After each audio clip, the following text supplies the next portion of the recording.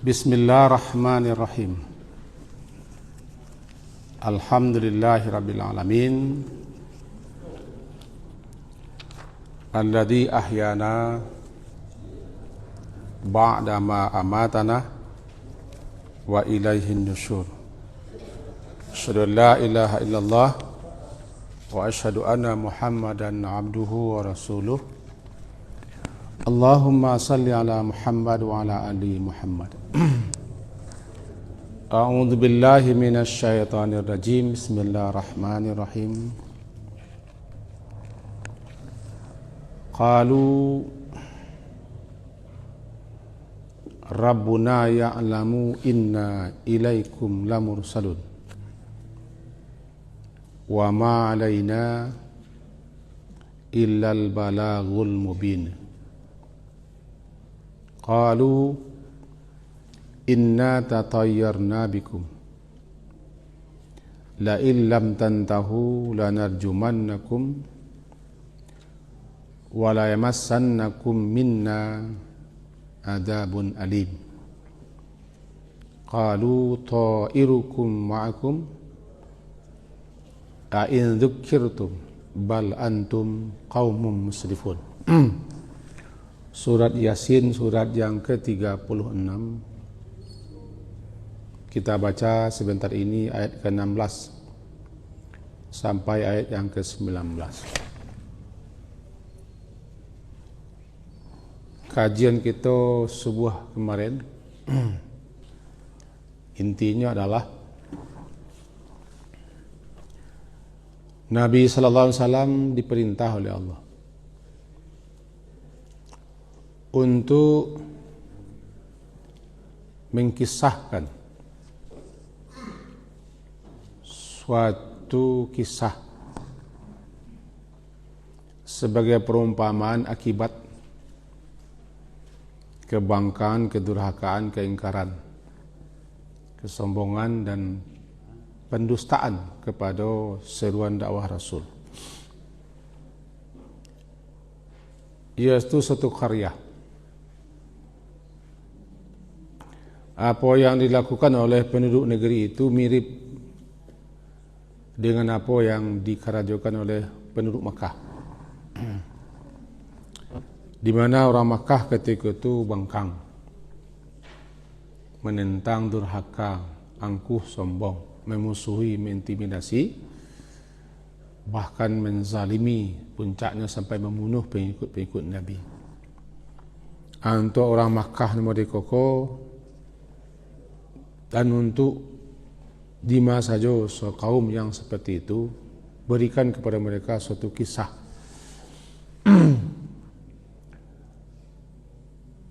itu sebuah negeri yang ke negeri itu diutus rasul-rasul, bukan hanya satu dua bahkan tiga rasul yang diutus. Sebagian ulama menyebutkan negeri itu Antiokhia di Suriah. Sebagian ulama menyatakan tidak perlu tahu kita negerinya.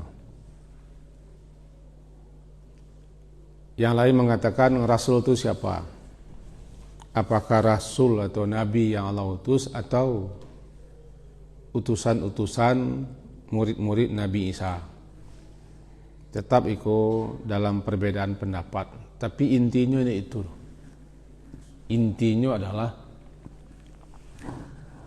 negeri manapun penduduknya yang bangkang, durhaka, mendustakan, menolak seruan ajakan, bahkan malahan memusuhi, puncaknya membunuh para rasul atau juru dakwah atau orang yang mengajak kepada Allah di masa negari itu.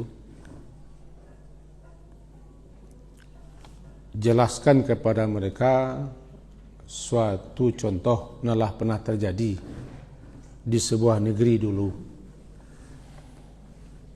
Apa yang mereka alami akibat kebangkangan kedurhakaan mereka. Kira-kira itu inti kaji ke petang. Maka pagi kini kita lanjutkan.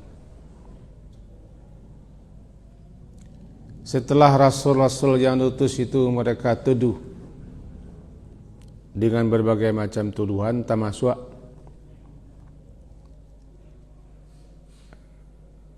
tuduhan mereka, ejekan mereka, cemoohan mereka, bahwa tidak layak seorang rasul itu manusia. Ma antum illa basyarum misluna. Bahasa wakno, kalian kau kan sama kami no. Akalabian kalian. Sama-sama manusia. Mana mungkin Tuhan yang Maha Pengasih itu mengirim utusannya manusia. Tidak wajar, tidak patut, tidak pantas. Tidak lain, tidak bukan kalian kau para pembohong, para pendusta. In antum illa taksibun. Nah, kini ayat yang ke-16, qalu. Berkata mereka, mereka para utusan, para mursalun. Rabbuna ya'lam. Tuhan kami mengetahui. Inna ilaikum lamursalun. Sesungguhnya kami ilaikum, kepada kamu semua benar-benar mursalun, benar-benar diutus untuk mendakwahi kalian, mengajak kalian, menyeru kalian supaya beriman kepada Allah, menyembahnya dan yakin kepada kehidupan akhirat. Karena inti dakwah para rasul sama, intinya sama, itu mengajak semua umat untuk menyembah Allah, meninggalkan penyembahan kepada selain Allah, meyakini adanya kehidupan akhirat, dan di akhirat nanti akan dimintai pertanggungjawaban. Sama intinya, tidak beda. Nah, kata para utusan, Rabbuna ya'lam. Rabbuna ya'lam, Tuhan kami, Tuhan yang mengutus kami, Dia mengetahui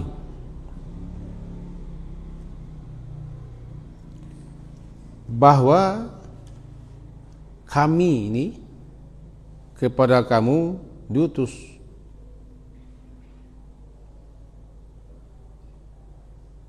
Karena Dia yang mengutus kami, Dia yang mengirim kami. Andaikan kami berdusta, dusta, andaikan kami bohong sebagaimana yang kalian tuduhkan, bahwa para rasul itu dituduh para pembohong, para pendusta, mengarang-arang, membuat-buat ajaran.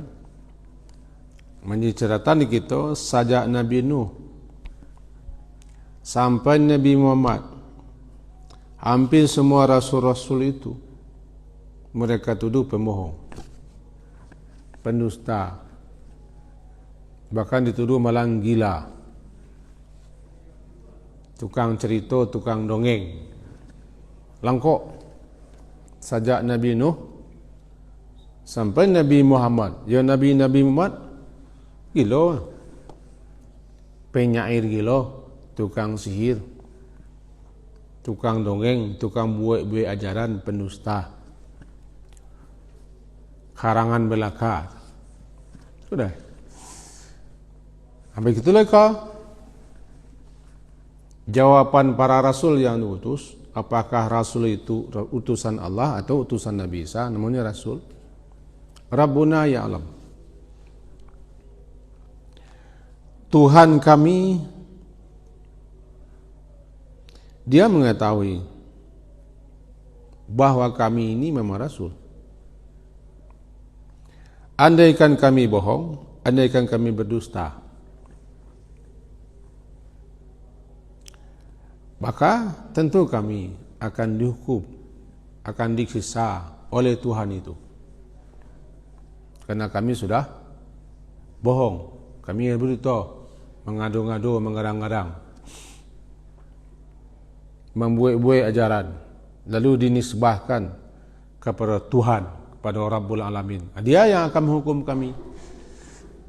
Kalau memang kami pendusta, kami pembohong, berbohong atas nama dia, bahwa dikecilkan kami ikut utusan Allah, utusan Tuhan, sebenarnya tidak. Nah, yang paling berhak menghukum adalah Tuhan itu sendiri. Sebab kami betul-betul bohong, berdusta namanya. Untuk itu, kami sampaikan kepada kalian semua, kepada petisinya, inna ilaikum lamursalun. Inna sesungguhnya. Kami. Dua kalimatnya tu, inna cik, na cik digabung. Inna itu maknanya penguat, menyangatkan, menyungguhkan, takkid. Kemudian ditambah nanti la mursalun. Penekanan la mursalun, benar-benar mursal, diutus. Dalam ayat ketiga balik, kita tengok kata ujungnya ayat keberapa? Ayat ke kampek balik, ujungnya inna ilaikum mursalun. Sementara di ujung ayat yang kanan balik, ilaikum la mursalun. Di ayat yang kampek balik tidak pakai la. Sementara di ayat kanan balik pakai la. La itu penekanan. Penekanan untuk menyangatkan, menyungguhkan. Namanya takkid. Di ujung ayat sampai balik, di ujung ayat sampai balik, bunyinya tak pakai la. Karena di ayat sampai balik itu hanyalah khabar saja, pemberitahuan. Kami kepada kalian kau datang sebagai utusan, sampai balik. Dia kena balik adalah jawapan sebagai jawapan lantaran mereka mengingkari. Mereka penduduk kampung, mereka penduduk negeri atau masyarakat itu menolak, mengingkari, menentang. Tidak percaya bahasa ikut Rasul. Bahkan dituduh para pendusta, para pembohong. Maka untuk menekankan bahasa kami ku sabana-bana Rasul yang diutus, ditambah lam. Lamur, benar-benar orang-orang yang diutus. Itu bedanya. Kita lihat balik ayat sampai balik hujungnya, sesungguhnya kami kepada kamu mursalun, diutus. Itu namanya khabar. Jalan tiba, jalan sampai, lalu mereka menyampaikan kepada masyarakat, kami ikut utusan. Karena orang ko bukan masyarakat itu. Mereka ko bukan penduduk negeri itu. Mereka datang ke situ sebagai juru dakwah atau sebagai mubali, sebagai penyeru, sebagai alim, datang dari tempat lain ke kampung itu. Jolong tiba, lalu mereka menyampaikan. Istilahnya setelah memperkenalkan diri, begini, sampaikan, kami kaum mursalun, kami kaum utusan. Lalu mereka tolak, mereka ingkari, mereka bantah, mereka menentang, mereka musuhi. Setelah sekian lama, mereka tolak, mereka tentang, mereka musuhi. Mereka tuduh pembohong, bagaimana begini dan begitu. Para Rasulullah menjawab, inna ilaikum la. Pakai la lah. Sesungguhnya kami kepada kalian benar-benar sabana-bana yo diutus. Andaikan kami bohong, andaikan kami dusta sebagaimana tuduhan kalian, nah Tuhan kami lah yang akan menyiksa. Tuhan kita yang akan menyiksa. Sebab kami lah bohong atas nama dia. Bab bohong atas nama Allah, berarti kau mengarang-arang. Allah tidak ada mengutus, Tuhan tidak ada mengutus. Lalu kita nisbahkan kita ke utusan Tuhan. Siapa kamu hukum? Yang berhak menghukum adalah orang yang didustakan itu, atau Allah, karena mereka lah bohong atas nama Allah. Balik kaji pengkai, qalu rabbuna ya'lamu inna ilaikum lamur wa ma alaina illal balagul mubin. Diterjemahkan di situ, dan kewajiban kami hanyalah menyampaikan perintah Allah dengan jelas. Wa ma, dan tidaklah, alaina, ala penekanan tu, ala tu penekanan, sehingga menjadi suatu kemestian, keharusan dan kewajiban. Dan tidak adalah atas kami kemestian, kewajiban, melainkan hanyalah kewajiban kami al-balagul mubin, menyampaikan seterang-terang, sejelas-jelasnya. Mari kita pahami tugas Rasul, tugas da'i, tugas muballigh hanyalah semata-mata al-balagh, balagh, menyampaikan. Namanya tabligh, menyampaikan. Yang menyampaikan muballigh. Ada populer nanti dengan tabligh akbar, walaupun 5 orang tabligh akbar ini. Yang tabligh itu menyampaikan. Ballagha yuballighu, tabligh, menyampaikan. Apa yang disampaikan? Menyampaikan ayat-ayat Allah, menyampaikan hadis Rasulullah, menyampaikan penjelasan-penjelasan maksud ayat dan maksud hadis. Menyampaikan itu namanya muballigh. Muballigh. Yang menyampaikan muballigh. Penyampaian tabligh. Tabligh.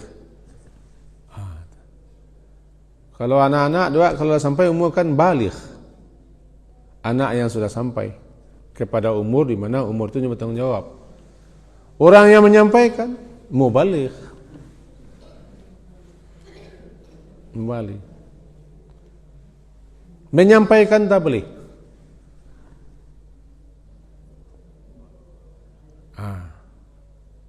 Kalau dai menyeru, mengajak. Ajakan, seruan, dakwah. Yang mengajak, yang menyeru, dai. Kalau ulama, ya, warasatul anbiya, pewaris Nabi, orang yang alim, banyak ilmunya, dalam ilmunya, faqih. Ulama yang langsung menerima tongkat estafet pewaris Nabi. Nah, ujung tombak para ulama itulah